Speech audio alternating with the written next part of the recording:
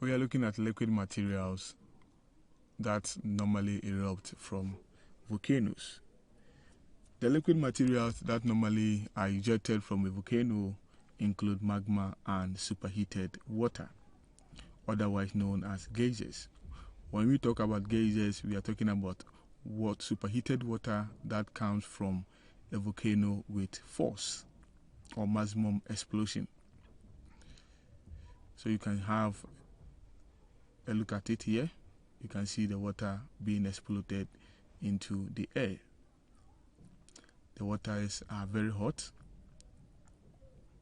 and they are normally used for healing people with arthritis and the rest.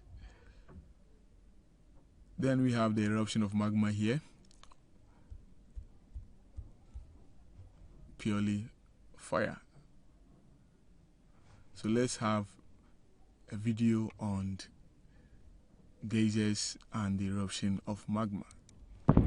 So you can see the volcano here. There's going to be an eruption here.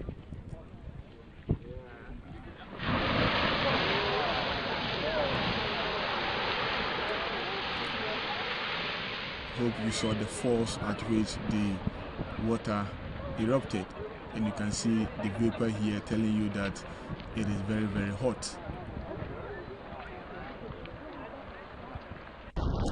So now this is magma eruption. Ago, scientists believed that volcanoes were burning mountains of fire. Today we know they're really open. So that's the video of water eruption and magma eruption. Remember I said when the water comes out with maximum force, they are known as geysers.